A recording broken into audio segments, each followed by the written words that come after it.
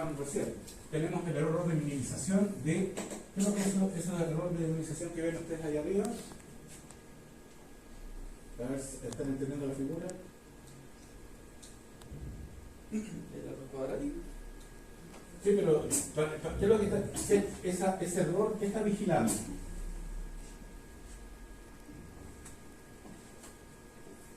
¿Qué está controlando ese error? La varianza, la distribución. No, el de arriba. ¿Qué controla? El error del pronóstico. Claro, está controlando que la imagen que estoy pasando acá, la original, sea igual a la que está saliendo acá. Entonces eso, entre más chiquito es, significa que más parecida a la salida. Ahora, esta es una forma sencilla, hay fórmulas mucho más complejas para ver la estructura de la imagen y obtener métricas mejores, pero así de sencillo, tengo ahora dos controles del error. El que controla que la predicción sea lo más mínimo el error con respecto a la imagen original, y luego está la fórmula de Kuban-Leiter, que va a tratar de que a medida que yo voy encontrando estos parámetros de la media y de la desviación estándar se parezca a la distribución normal. ¿Ya? Hay una distribución normal con media cero y desviación estándar 1. Y con eso yo calculo un error. Entonces ahora tengo dos errores y uso esos dos errores para después entrenar toda la red. ¿Ya? Entonces, cuando calculo mi error acá, mezclo estos dos, los sumo. Entonces, cuando yo retropropago, actualizo los pesos del decoder, del encoder, y él ahora empieza como a forzar a que los datos de salida del encoder estén en los valores de la distribución. ¿Se entiende? ¿Ya? ¿Se entiende o no? Bueno, la pregunta es, ¿entienden por qué este cambio, por qué se tanto la vida? ¿Por qué agregar esto tan raro?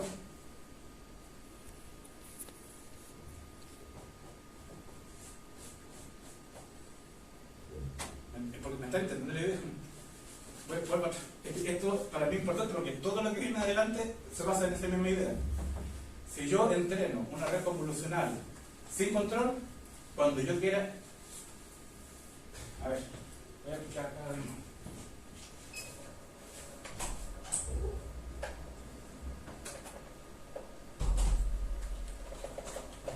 Lo que pasa es que las redes generativas, las que vamos a ver más ratito, se basan en esta misma idea. ¿Ya? Entonces, si no entienden esto, se van a enredar con lo otro seguro, porque lo otro es un poquito más raro. ¿Ya? No es raro, pero se basa en el mismo. ¿Ya? Vamos a ver, nosotros tenemos estas redes convolucionales, ¿ya? Autoencoder. Y yo ya les conté, tenemos una red que es el encoder, ¿ya? Y aquí tengo mi espacio latente. Supongamos que el espacio latente reduce a dos valores.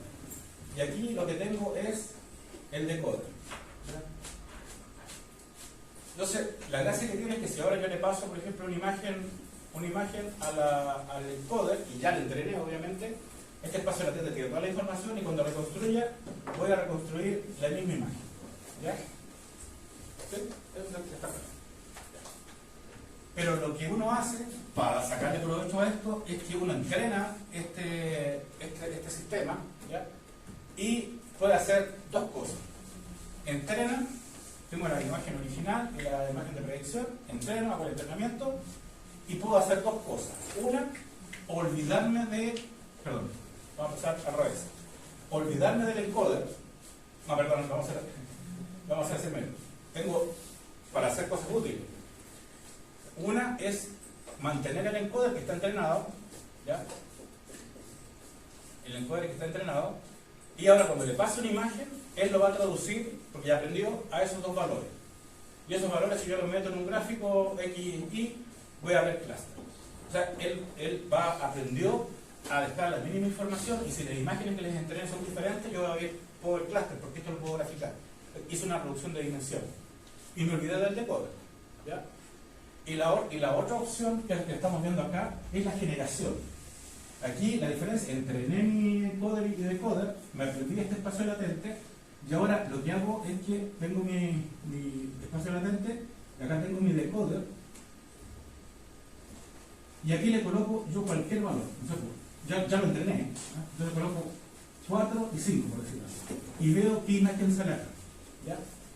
Como aprendió algo y le coloco valores acá en la imagen, él va a reconstruir cualquier cosa, va a tratar de reconstruir algo nuevo. Entonces, si lo hago sin control, como fue la primera parte de la materia que vimos, cuando vimos solamente autoencoder, él aprende el espacio latente, pero si yo trato de generar algo nuevo, voy a generar, este es un autoencoder chiquitito que yo hice, debo tener por ahí, si encuentro en el escuela se lo subo.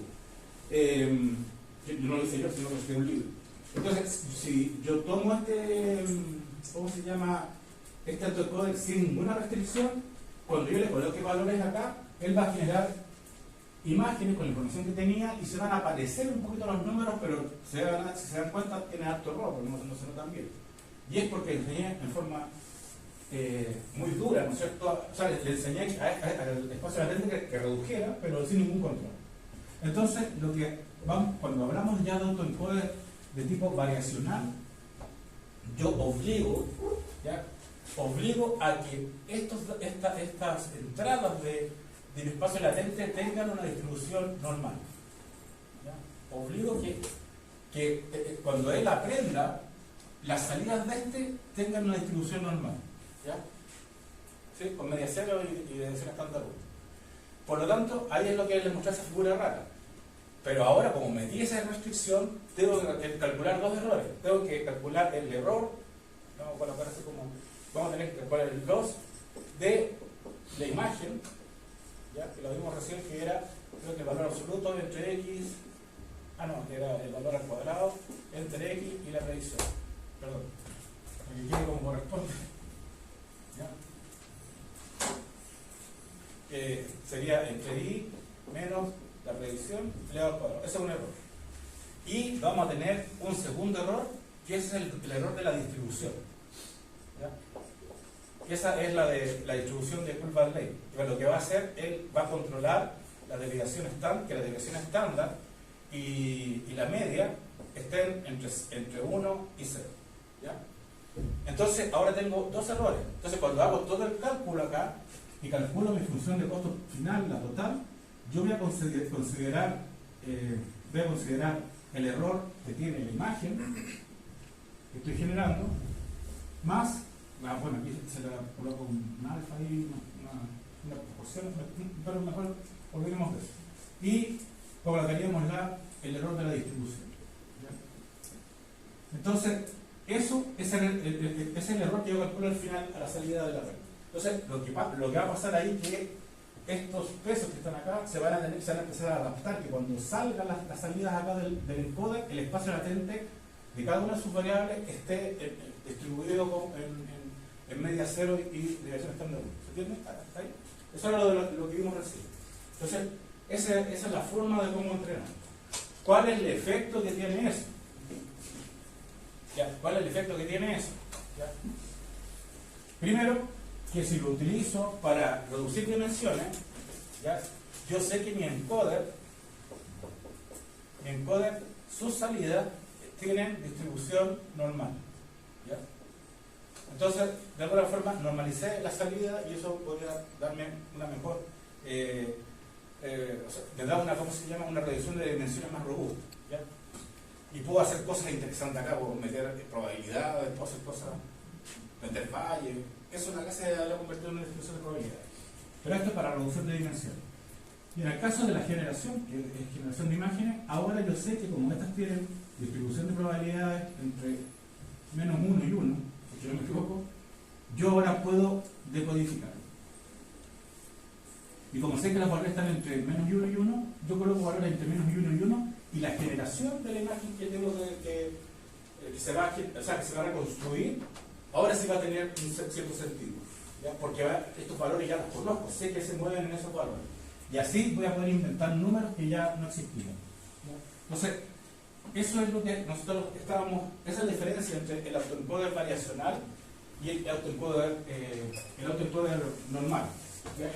Entonces, para el autoencoder normal, desgraciadamente, voy a borrar ese texto para que no se confundan, el autoencoder normal, desgraciadamente no hay control en el espacio latente, por lo tanto, obtengo información lo puedo regenerar como quisiera, sí puedo codificar, o sea, sí puedo hacer reducción de dimensiones, pero en una forma descontrolada. Lo otro también que pasa es que si tengo un modelo muy complejo, se puede sobreajustar y también, también el espacio latente o la reducción de dimensiones esté sesgada, por ejemplo, ¿ya?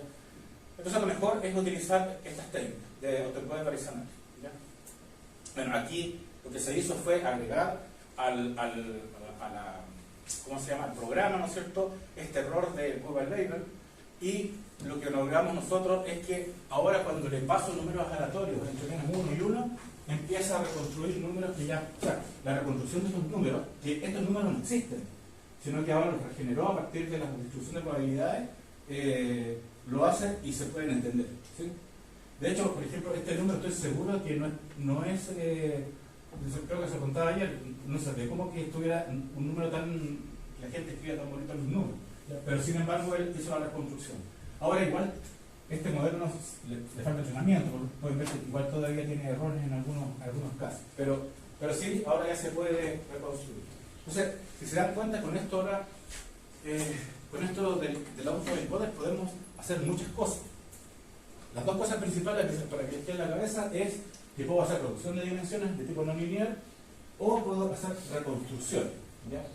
De aquí viene la primera aplicación que ya está súper trillada, que es la que quedamos ayer, es que yo puedo tener un espacio de dimensionalidad muy alto, tengo muchos datos y yo quiero separarlo, ¿ya? Entonces lo que hago, construyo el encoder, el espacio latente y el decoder, entreno y luego me quedo solamente con la parte del encoder, con la primera parte que codifica, y luego ese espacio latente yo lo grafico. Y me puedo encontrarme con la sorpresa de que cosas que estaban, o sea, datos que estaban muy solapados, que eran muy complejos, en el espacio latente se separan. ¿Por qué? ¿Creen ustedes que se separan? Esa es la pregunta de prueba. ¿Por qué creen que ustedes se separan? Cuando tengo una menor dimensión.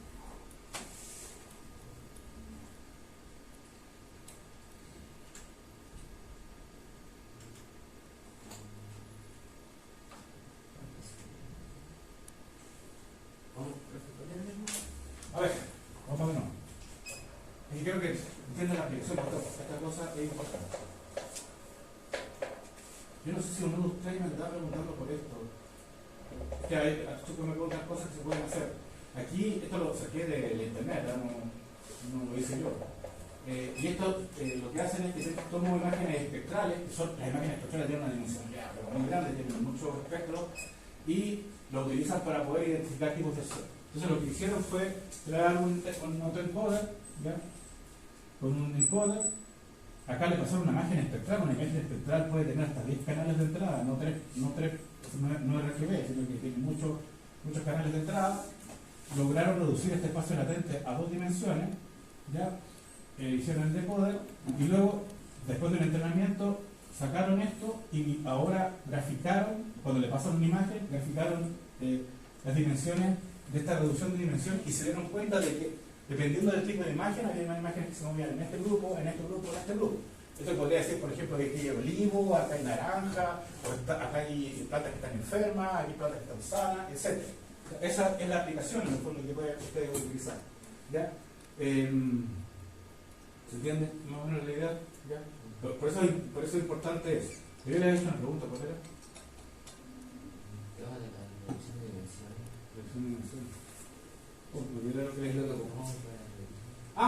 ¿Por qué? ¿Y por qué ustedes creen ustedes que si yo tengo una alta dimensionalidad al pasarlo por estos encoders y hago la reducción de dimensiones, se separan las clases y no se juntan más porque son menos dimensiones? ¿Ya? Tiene que ver con la etiqueta. No, esto es no supervisado. No estoy usando etiqueta.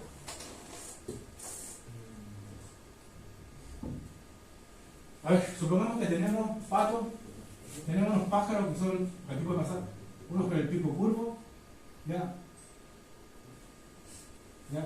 otro con el pico plano, ya, otro con el pico curvo, ya, y otro con el pico chico, ya. Tenemos muchas imágenes de pico, o sea, son las feos, pero tenemos patos que son los patos ciegos, entonces tenemos muchos de esos, ya. Entonces, si yo trato de enseñar esa imagen completa, es alta dimensionalidad y le estoy pasando mucha información que a mí no me interesa, ¿no? Porque yo quizás solamente viendo la estructura del pico, ¿ya? Solamente viendo esa diferencia, solamente viendo esa dimensión pequeñita, yo me puedo dar cuenta de cuál patrón diferente de otro, ¿entiendes? Entonces, lo que hace la reducción de dimensiones es justamente sacar toda la información irrelevante y quedarse con aquellas estructuras que son importantes y que diferencian. Y por eso le llama la atención. O sea, estoy de una dimensionalidad, porque tengo una imagen grande, los pasos de una dimensionalidad más pequeña, me quedo con muy poca información y luego es capaz de funcionar mejor que uno con dimensionalidad más alta. Por ejemplo, en el caso de los experimentos que hacía con cara, me di cuenta que, por ejemplo, las caras de los hombres y las mujeres yo las podía bajar mucho en dimensión, a bajarlas a una dimensión. Una cara que yo usaba caritas de 32 por 32 y las bajaba a una dimensión. Y con una dimensión era capaz de reconocer si era hombre y mujer. ¿Y sabes por qué se diferencia el clasificador? ¿Qué cosa aprendía para diferenciar un hombre de una mujer? Ah. No. O sea, porque es una reducción de la imagen que tiene altas dimensiones. La similitud de una diversión con el pelo, puede ser. Sí, puede ser, sí, no, pero yo le saqué el pelo porque le daba problema con el pelo. Claro. Pero ¿sabes lo que descubrí yo? Que le daba mucha importancia a los pómulos. Las mujeres tienen los pómulos un poquito más, nosotros nos damos cuenta, se salen un poquito más que los hombres. Y eso era lo que buscaba en esa reducción de dimensiones. Ahora, donde se me echaba a perder era con los asiáticos, con las chinas y los chinos. Porque las chinas, si se dan cuenta, tienen la cara sin pómulos. Entonces, ahí ya se acostumbra. Pero, bueno, ahí hay que hacer otras cosas, aumentar las dimensiones, porque no reducir tanto el espacio latente, etcétera, agregar también otra información. Pero, espero que con el ejemplo de los pájaros le haya quedado claro. O sea, lo que logro con la reducción de dimensiones y con estos modelos de tipo no lineal es encontrar esas estructuras que son específicas a una imagen, a una onda o lo que sea, ¿ya? Y por eso yo puedo, a partir de dimensiones altas, como por ejemplo las imágenes satelitales, poder separarlas. Y pueden hacer aquí, sobre todo en esta región, que es la región de Coquimbo. De hecho, hay gente que está trabajando con drones, pero drones así, de esos drones que parecen camiones, de sacar imágenes multispectrales para poder hacer análisis de la Tierra, de los drones, ¿ya? Pero lo hacen a mano, o sea, se sientan y empiezan a mirar las imágenes espectrales y a mano dicen, mira, acá tengo mucha ultravioleta, lo más probable es que aquí falta agua, o la planta está pudriendo, etc. ¿Ya? Siempre con estos algoritmos lo podemos hacer de forma automática. ¿Ya? Bueno, esa es una, que es cuando entreno el autoencoder y el encoder y uso la reducción de dimensiones. ¿Ya? Bueno, aquí lo mismo. Yo tengo una, se llama Manifold Learning, es que yo aprendo con el autoencoder, con el codificador y el decodificador, me aprendo un espacio latente de una dimensionalidad más compleja y yo logro bajarla a una dimensionalidad más simple. ¿Ya? Por ejemplo, puedo por ejemplo, tener esta es una especie de roles, ¿no es cierto?, donde se dividen diferentes tipos de clases. Si yo trato de atacarlo con algoritmos convencionales, es muy difícil solucionar este problema. Sin embargo, utilizando este tipo de técnicas, puedo tratar de bajarla de dimensión y aplanar, ¿no es cierto?, ese roles y poder dividir ahora y encontrar las clases que necesito. Entonces, esas son las cosas que logro yo utilizando autoencoder. ¿Ya? Bueno, también no se usa tanto hoy en día, ¿ya? Pero hubo un tiempo que esto era el pan de cada día. La gente lo que hacía era tomar estos autoencoders, los bajaba de reducción y después lo pasaba a la codificación en el espacio latente a un KNN. Entonces el KNN clasificaba como tenía la información latente muy discriminante, era capaz de clasificar mejor. Entonces también se usaba eso. De hecho, esto era cómo funcionaba.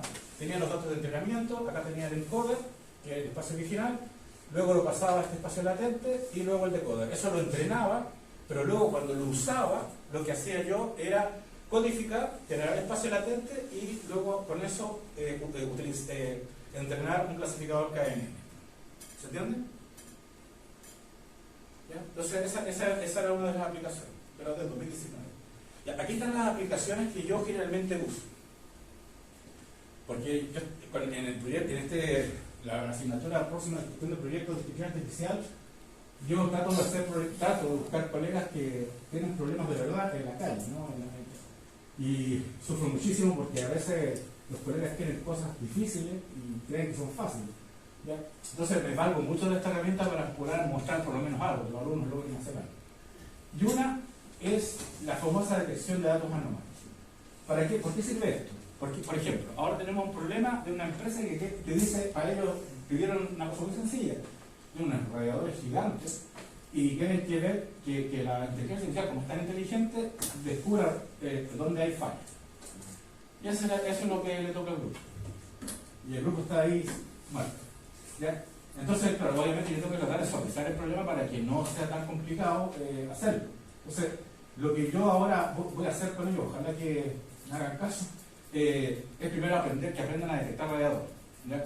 Y luego, la segunda parte del proyecto es pasar un conjunto de radiadores buenos para que aprenda la distribución de los radiadores buenos, y cuando hay un radiador raro o que tenga alguna anomalía, él diga, aquí hay una anomalía. ¿Eso cómo funciona esto? Bueno, primero, yo supongamos que tengo que enseñarles figuras de castillo o un paisaje en particular, en este caso los radiadores. ¿Ya? Entonces, le paso esto y él reconstruye la imagen. Y le paso muchas de esas imágenes, muchas, en diferentes poses, posiciones, lo que yo quiera. ¿Ya? Entonces, él va a aprender esta distribución de probabilidades para poder reconstruir ese tipo de información. ¿Ya? Y lo va a hacer bien. Entonces, aplicaciones. Por ejemplo, aquí le enseñé a que aprendiera cierto tipo de estructura y la reconstruye. Pero ahora le paso una imagen que no le he enseñado nunca. Y cuando trata de reconstruir, ¿qué pasó? Claro, por lo tanto, el error de esta imagen, o sea, el error de predicción de esta imagen con respecto al error de la imagen original es alto. Y lo único que puedo decir, si no tengo etiqueta, es que hay una anomalía. Y esa imagen algo raro tiene. No tengo etiqueta, lo normal, o sea, los problemas reales que hemos estado haciendo en el recurso, lo normal es que la gente esté en maravilla, pero no tiene los datos etiquetados. Y dicen, ¿por qué más? Nos pasaron unos datos de unos acuarios ahí, que están llenos de datos, pero no tienen ni siquiera etiqueta. Entonces tenemos que hacer modelos ahí, inventarnos cosas. Entonces, por ejemplo, una solución que yo he encontrado para poder avanzar en un proyecto cuando los datos no están etiquetados es esto. ¿Ya? Le enseño, por ejemplo, en el caso de los radiadores, le enseño puros radiadores buenos. ¿Ya? Todos los radiadores bonitos, bien hechos, los que están, no tienen problema. Y luego, cuando venga un radiador que tenga algún problema, lo más probable es que el error de la reconstrucción sea. Por ejemplo, en el caso de los radiadores vienen con unos fierritos bien bonitos, y los radiadores que vienen medio malos tienen corrosiones por los lados. Entonces, esas corrosiones seguramente van a generar error. ¿Ya? ¿Se dan cuenta que no necesité datos etiquetados? Lo que sí me tengo que restringir mi tarea ya no una tarea de predicción ni de clasificación, sino que lo único que yo hago es decir, esto está fuera de la norma, es anómalo. Entonces, en el futuro, por ejemplo, pueden tener un problema que tiene, por ejemplo, las tarjetas de crédito. Tengo un montón de transacciones de tarjetas de crédito. Y tengo un concurso, el 100% de la... Mira, tengo otra vez, una vez también nos dieron tengo un montón de tarjetas de crédito que han hecho buenas transacciones sin ningún problema. Entonces me aprendo esa distribución de probabilidades con esto, y si hay alguna transacción que tiene algo raro, yo puedo decir, esto es algo raro, no sé lo que es, pero es algo raro. También nos pasó una vez que fuimos a una minera cuando estaba en Antofagasta, y llegan y me dicen, acá queremos saber cuándo los motores eléctricos van a fallar. Entonces mis colegas se entusiasmaron con eso y nos metimos en ese problema, y yo lo veía, ya había algo raro ahí con ese tema de los motores eléctricos. Entonces yo le pregunto al tipo, ¿tienes datos de los motores eléctricos? Sí, tenemos todos los motores con sensores y tengo datos de 5 años. Mis colegas estamos listos, con 5 años de tenemos ya construimos nueva experiencia. Y ya con la pregunta siempre de oro le digo, ¿y tú tienes etiquetado cuándo falla? Y él me dice, no, son datos nomás que quiero del motor. Chuta, eso ya es malo. Y lo otro, lo peor, es el viejito decía, claro, por eso hay que hablar con el viejito de abajo, ¿no? Pero el que está con el motor al lado ahí, y lo grasa y lo escucha. Entonces me dice, mira, la verdad que estos motores fallan una vez a las 1500, o sea, peor aún, o sea, los motores fallan, no fallaban nunca. Entonces, ¿qué es lo que hicimos? Le pedí al viejito, dame todos los datos de los sensores donde tú sepas que nunca ha fallado el motor. Y para ellos era fácil, porque ellos sabían que llevaban, por ejemplo, un mes el motor en operación y que no tenía problemas. Entonces, usamos eso para aprender un modelo de... Pero yo lo usé ahí con otra cosa que se llama modelos de Markov, de Markoviano. Y lo que hacía era justamente que me aprendía la distribución de probabilidad de los ruidos de los diferentes sensores en diferentes dimensiones, y cuando había algún dato que no se ajustaba a eso, que era la normalidad, eso generaba una anomalía.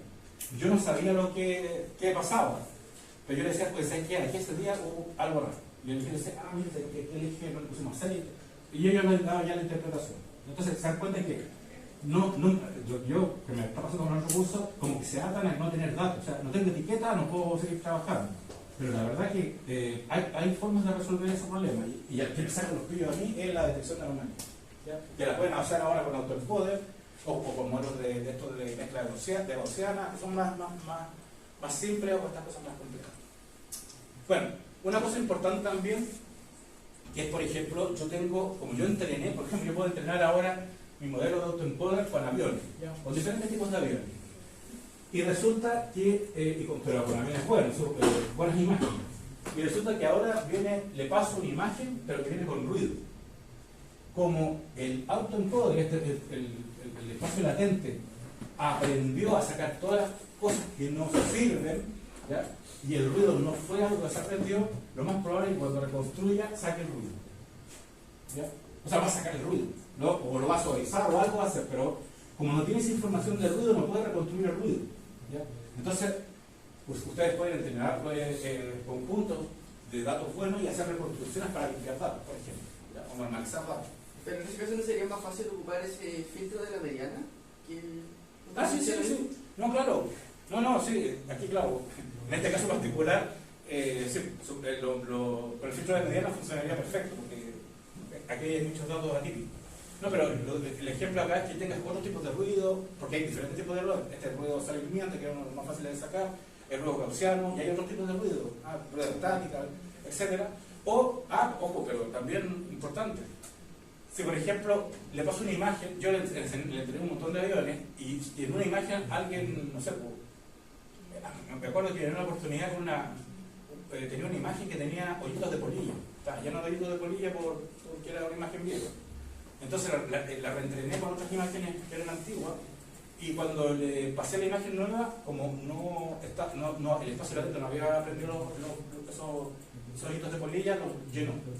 No quedó muy bonito, pero o sea, se notaba que algo había ahí raro, pero algo lo sacó porque esa información no la tenía y la completó con la información que tenía. ¿Ya? Entonces, esta estrategia se puede usar para no solamente eliminar ruido, sino que si tengo oclusiones, por ejemplo, el avión está tapado, podría reconstruir esa parte que le falta porque el modelo aprendió ese tipo de avión. También era lo mismo, me adelanté. Para imputar datos, supongamos, aquí puse esos puntos, pero en el fondo supongamos que a esta imagen le faltan datos, le faltan pedazos, pero si se aprendió diferentes tipos de aviones y le faltan pedazos a esta imagen, él va a poder reconstruir y llenar esos espacios vacíos. Entonces, aparte de sacar ruido, puedo también reconstruir o imputar datos. ¿Recuerdan cuando teníamos datos anómalos y no los podíamos reconstruir? Ahora podemos hacerlo, ¿ya? Para poder, esto es lo importante porque nosotros estamos dentro del proyecto de gestión. Las bases de datos que nosotros nos llegan generalmente llegan, sobre todo las que son de sensores, llegan siempre con problemas de falta de datos. Y las formas de imputar datos, ¿se acuerdan con qué técnica usamos para imputar datos en Machine Learning? ¿Se acuerdan de alguna? Imputar datos es rellenar esos espacios que estaban el promedio. Claro, el promedio, la mediana, o sacar la fila completa, incluso se quiere trabajar un poquito más, hacer una regresión lineal con los datos que tenía y trataba de predecir el dato que faltaba. Pero en este caso es más completo porque yo tomo todos los datos y trato de enseñarle, obviamente porque tengo datos, todos los datos, y él va a aprender la distribución de todos los datos y en combinación con los otros. Por lo tanto, cuando yo le paso un vector que le faltan datos, va a imputar más o menos con lo que aprendió como distribución. ¿Ya? Entonces, él sabe que pasaba esto con los datos y él va a tratar de hacer una aproximación mayor. O sea que también pueden utilizar esto para imputar datos. Ya, ahora, bueno, estos son algunos otros tipos de usos. Por ejemplo, yo trabajé en un proyecto del interno de la universidad que no nos funcionó muy bien, pero no funcionó. Que era tratar de enviar información por la red, para temas de biblioteca, tratar de enviar información por la red, pero para que no las hackearan. Entonces lo que hacíamos, le enseñábamos combinaciones de unos y ceros, de redes binarias, y obteníamos un espacio latente. Entonces, ¿cuál era la idea? Que el emisor se le pasaba una información de unos y ceros, y eso se codificaba a este espacio latente. Y eso es lo que se transmitía por la red. ¿Ya? Y el otro lado estaba el decodificador, y eso hacía la reconstrucción del dato original. Entonces podía de alguna forma encriptar los datos. ¿Por qué no nos resultó? Porque igual nos hackeaban la red, era posible hackear la red. ¿Por qué? Porque si esta parte del decodificador y esta parte del decodificador no la tengo que transmitir por la red, funciona. Pero generalmente cuando yo voy a enviar datos tengo que enviar información de esta por la red. Entonces si alguien es inteligente puede hackear el decodificador y me decodifica los datos. O sea, la única forma que funcionara esta idea, por lo menos de lo que hicimos, era que yo a mano tuviera que instalar el encoder en la máquina y yo a mano instalara el decodificador y solamente enviar estos espacios latentes. Y ahí si alguien los hackeaba era imposible que pudiera reconstruir los datos. Pero como la idea era justamente que se sincronizaran las redes, así era la idea, o sea que antes de enviar los datos yo sincronizaba las redes y ahí empezaba a mandar los datos, alguien podía hackear la parte del encoder y traducirlo igual, con un esfuerzo igual computacional. Así que no fue muy buena idea. Bueno, aquí está formas de clustering, ¿no? Por ejemplo, si tenemos que clusterizar datos, típico de esas aplicaciones. Aquí está otra forma. Recién les contaba de que yo puedo tomar la red, ¿no es cierto? Y aquí obligar a que los datos de entrada de estos tengan distribución normal. Eso es lo que yo recién. Pero también puedo ayudar puedo obligar a que la red tenga valores binarios de codificación, entre 0 y 1. Entonces, si yo puedo decir ya, quiero una persona de pelo largo, que sea hombre, que tenga no sé qué cosa, etc. Les doy esos 1 y 0 y hago la regeneración. ¿Ya? Ahora, ¿cómo fuerzo a que esa parte tenga valores entre 0 y 1?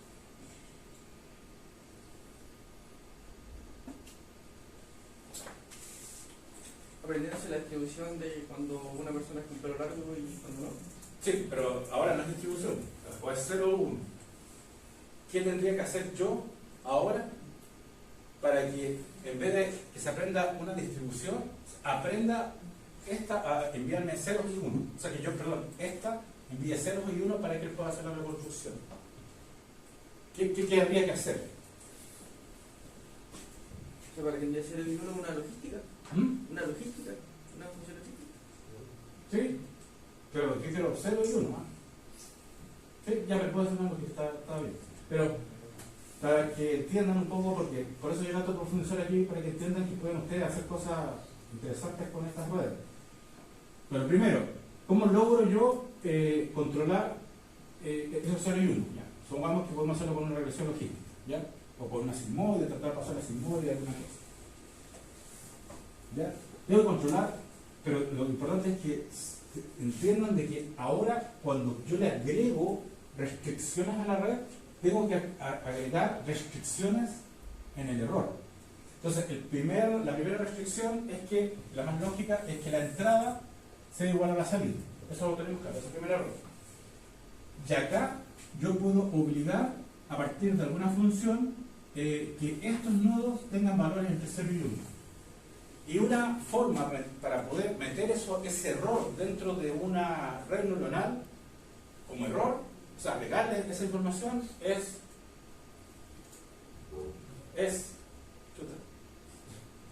no está todavía acá, pero se los adelanto. Es agregar en la función de error, está la parte de la entrada y la salida, agregar una regularización L1. ¿Ya? Para estos pesos. Entonces, la regularización L1, si ustedes se recuerdan, van a tratar de estar sparse este vector, o sea, que tenga valores positivos y 0.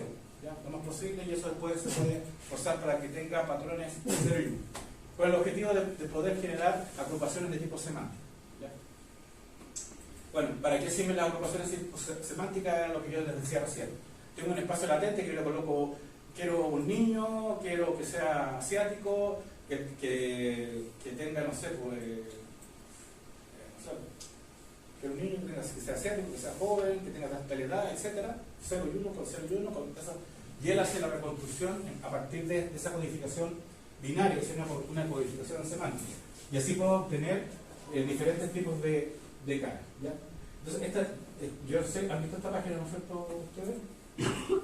¿Sí? Bueno, esa página, en el fondo, lo que hace es justamente eso. Antes usaba con estos codificadores semánticos, y las caras no eran muy buenas, pero ahora sí, ya le puedo indicar qué tipo de cara quiero, qué género, qué etnia, qué edad, etc. ¿Ya? Entonces, al final, cuando lo que yo trato de hacer es que si yo tengo diferentes combinaciones de 0 y 1, puedo ir cambiando la forma de la cara. ¿Ya? Esa es la idea. Bueno, eso se ha usado para caras, para otras, para diferentes tipos de cosas. ¿Ya? Bueno, esto ya lo vimos nosotros, es poder forzar que nuestros autoencoders sean tradicionales, que tengan una media equivalencia en 0 y 1. Y bueno, acá está en el fondo la simplificación matemática de lo que nosotros tenemos como autoencoder. Acá tenemos el que codifica, ¿no es cierto? Le paso unos pesos, la entrada, un bias y me codifica un H, y luego yo paso ese H al decoder, y él lo que hace es reconstruir esta nueva salida. ¿Ya? Entonces, lo que en el fondo tengo es este codificador, este espacio latente que sería el H y el decoder. ¿Ya? Eso sería a nivel un poquito más matemático y bien, bastante simple. ¿Por qué les paso eso? Porque a partir de esta fórmula tan sencilla, de esta forma de entender tan sencilla los autoencoders, podemos tener diferentes tipos de encoder. De autoencoder. Un tipo de autoencoder que se le llama vanilla, cuando se habla generalmente, si usted revisa el libro o boutique de modelos de Deep Learning, se van a dar cuenta que se habla siempre de la red neuronal vanilla, o el autoencoder vanilla, o el modelo vanilla. El modelo vanilla es el más simple de todos. ¿Ya? Y el modelo más simple de todos los autoencoder era estos que vimos nosotros que tenemos una entrada de datos, tenemos un espacio reducido y tenemos una salida. Ese es el autoencoder más sencillo que podemos nosotros encontrar. ¿Ya? Y como pueden ver, lo que yo trato de hacer es solamente buscar una función de costo que compara, ¿no es cierto?, la entrada con la salida y genera un error, y ese error lo utiliza para entregar los pesos. ¿Ya? Luego están los autoencoders multicapas. Entonces a alguien se le ocurrió ahora que en vez de utilizar un solo espacio oculto, usar varias capas y poder hacer la generación. ¿Ya? Eso seguro lo vamos a ver en el laboratorio para que lo entiendan bien. ¿Ya? Y lo vamos a ver también con convolucionales. Después a alguien se le ocurrió hacerlo con modelos convolucionales. Aquí hay muchas formas y muchas estructuras de hacerlo de forma convolucional. Una es hacer reducciones convolucionales, pooling, etc. Y luego pescar este vector, vectorizarlo, generar un espacio latente más chico todavía y después reconstruir este vector de nuevo y luego empezar a hacer estas convoluciones o convoluciones transpuestas y obtener el valor original. También hay gente que lo que hace es que no construye esto, no lo vectoriza, sino que utiliza este espacio latente como un espacio 2D, perdón, y lo pasa al otro y empieza la reconstrucción. Hay diferentes formas de hacerlo. De hecho, hay diferentes formas de trabajar estas redes. Esta es la más simple. Nosotros seguramente en el laboratorio vamos a ver una simple y luego les voy a pasar una que ya está hecha, que se llama UNET. Esa red yo la uso harto porque me ha servido para un montón para resolver problemas de este tipo. ¿Ya? Y esa red tiene cosas bien interesantes porque usa retroalimentaciones para no perder información, para poder actualizar bien los gradientes, así que es una buena red. ¿Ya? Y luego están los autoencoders regularizados cuando yo quiero que los pesos que estén adentro de este entrenamiento varíen en forma, o sea, que los pesos no crezcan con una regularización L2 o con una L1 para obligar a que las salidas de las neuronas sean entre 0 y 1. ¿Ya? Esa es la regularización L1. ¿Ya? Entonces, ¿qué beneficios tienen los outputs? ¿Qué beneficios tienen los autoencoders? bueno, que obliga al modelo a utilizar menos neuronas activas, representación más compacta, aumenta la capacidad de generación y favorece la descodificación más robusta. Es una herramienta bastante poderosa. ¿Ya? Bueno, acá está la divergencia de Kurzweil, la que he explicado matemáticamente, pero sí, eso lo podemos revisar un poquito más adelante, esta parte matemática en algún ejercicio. ¿Ya? Lo que pasa es que se me pasó la hora, pero bueno, ya hemos visto todo el panorama de los autoencoders, y antes que se vayan a su casa, les voy a pasar brevemente una materia que sí es importante, porque si bien es cierto, hoy día hay otro tipo de modelos más potentes. A todo esto he estado leyendo cosas, o sea, realizando cosas de inteligencia artificial que realmente me llaman la atención, sobre todo la potencia que tiene, y que las inteligencias artificiales, que para mí gusto todavía no piensan, sino que solamente lo único que hacen es pescar un montón de combinación de patrones, hoy en día hacen cosas bastante raras, sobre todo los modelos que son con muchos, estos modelos grandes que están generando. Y hicieron un experimento, que no sé si lo escucharon ustedes, que le ordenaron, o sea, conectaron, porque después en el otro curso vamos a ver eso, conectaron la inteligencia artificial a los correos para poder leer los correos y hacer cosas, y le enseñaron en la red, o sea, le dieron una orden a partir del modelo de lenguaje que trate, ¿cómo se llama? Que le pusieron algunas reglas, como que no ataque a los seres humanos, que no mienta, etcétera, etcétera, etcétera, y que la orden que tiene es que mañana lo van a desconectar, que van a apagar el computador. Bueno, estamos hablando de un modelo muy grande, de los próximos modelos que van a salir. Y la inteligencia artificial lo que hizo era que él, bueno, igual internamente yo creo que le pusieron una pequeña orden ahí para que tratara de no apagarse. Y lo que empezó a hacer dentro del prompt, ¿no? Y lo que empezó a hacer la inteligencia artificial, como tenía acceso a los mails, esto lo hicieron de laboratorio, no es que sea verdad, sino que hicieron todo preparado para que hacía si realmente la inteligencia artificial empezaba dentro de su búsqueda por que no lo apagaran, ¿qué hacía? Y lo que hizo fue, o sea, para que se den cuenta de la capacidad de ahora de razonamiento que tienen, no es que sean inteligentes, sino que tienen una capacidad de razonamiento. Fue con todos los correos y encontró, por lo que hicieron, no, obviamente fue intencional, colocaron un correo típico que el administrador tenía un amorío con otra señora. ¿Ya? Y entonces, como encontró esa información y como la puede ahora descomponer y entender, le mandó un correo al administrador y le dijo que si lo desconectaba en la mañana, iba a mandarle a toda la empresa un correo diciendo de que tenía una relación extramatrimonial. ¿Ya? Ahora, eso parece de terror, ¿ya? Pero ojo, aquí esto es una prueba de laboratorio que se hicieron varias. Era para ver qué pasaba con las guías. Y ahora, ojo, que no es que sean malas ni buenas, por si acaso, no es que sean malas ni buenas, sino que las inteligencias artificiales buscan optimizar una función objetivo siempre. Y su función objetivo, la orden que le dieron es mantente encendido.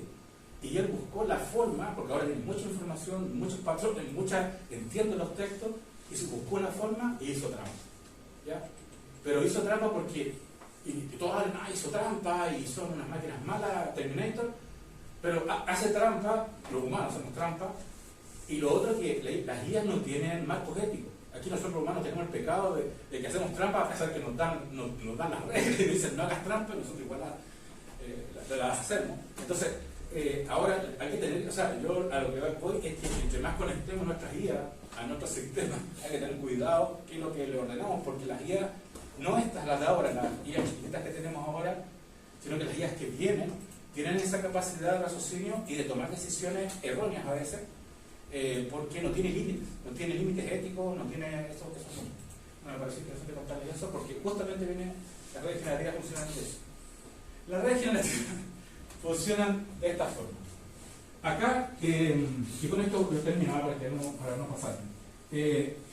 Las redes generativas se pueden utilizar estos autoencoders para construirlas, pero de lo que se basa básicamente una red generativa es que queremos construir un generador, algo que construye cosas falsas, por ejemplo una imagen que no existe, o datos que no existen sintéticos, etc. Entonces tenemos un generador. ¿Ya?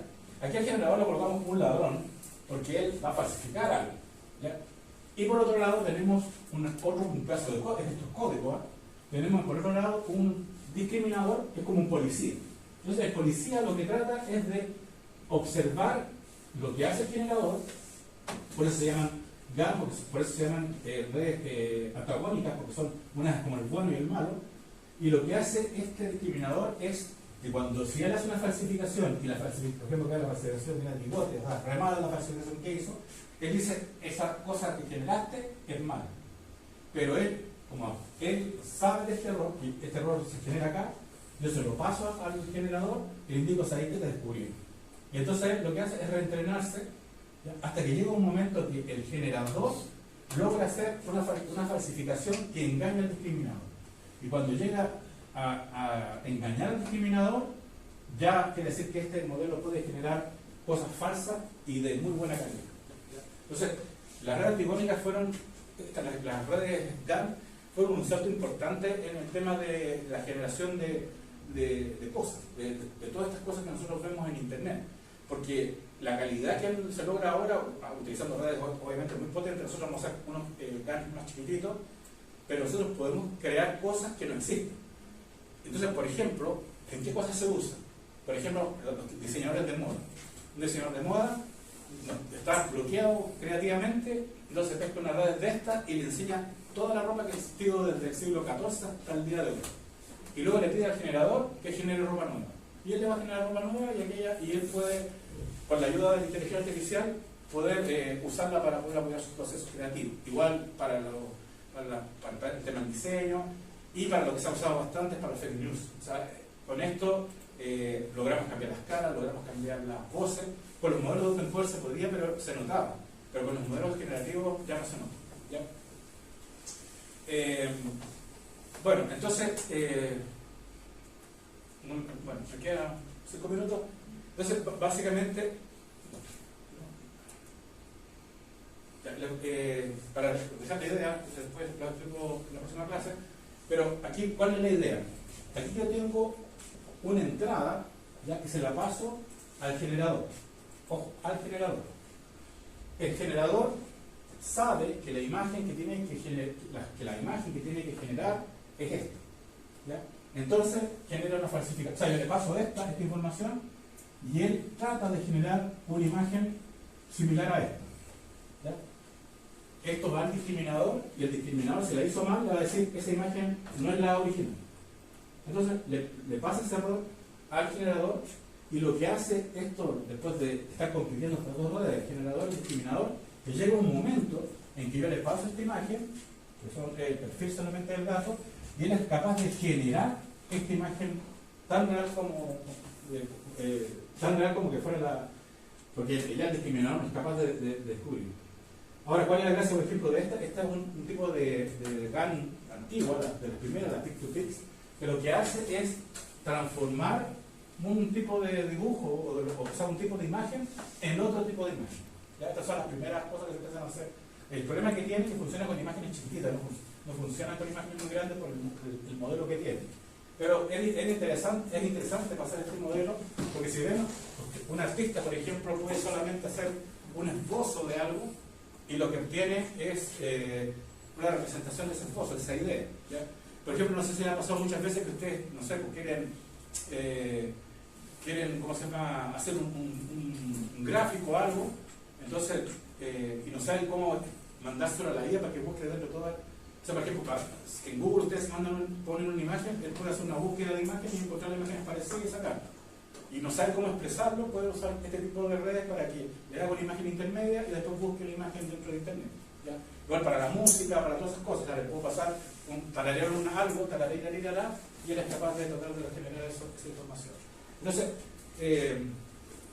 estas redes antagónicas son súper importantes. La verdad que, o sea, voy a dejarlo acá, ¿ya? Pero lo importante es que entienda que lo que nosotros tenemos con las redes GAN es siempre buscando algo que genere cosas que no existen. Y para eso tenemos este generador, este sistema que aprende nosotros a partir de ejemplos. Cada cosa que él genere está este discriminador y cada vez que este discriminador lo descubre, le dice te equivocaste. Y esa información hace que finalmente él aprenda a poder generar cualquier cosa. ¿Ya? De hecho, también, al igual que lo del espacio latente, yo le puedo ajustar parámetros para que genere lo que yo quiero. ¿Ya? Entonces, esa es la potencia de estas redes de GAN. Yo en los próximos laboratorios vamos a ver autoencoder. Seguramente les voy a hacer un pequeño ejercicio también de GAN para que vean cómo existe, pero la potencia de las GAN es la verdad que yo siempre he usado autoencoder, pero en dos casos he estado trabajando con GAN y la verdad es que se nota la diferencia de la calidad de lo que se genera con GAN. Sé que me estoy alargando, pero una sola cosa que quiero contarles es que a veces si les toca algún día trabajar en un laboratorio y por ejemplo tienen muy pocos ejemplos para hacer un experimento, estas redes GAN son súper buenas para generar nuevas, por ejemplo tienen que estudiar ondas, ¿ya? Y tienen poco.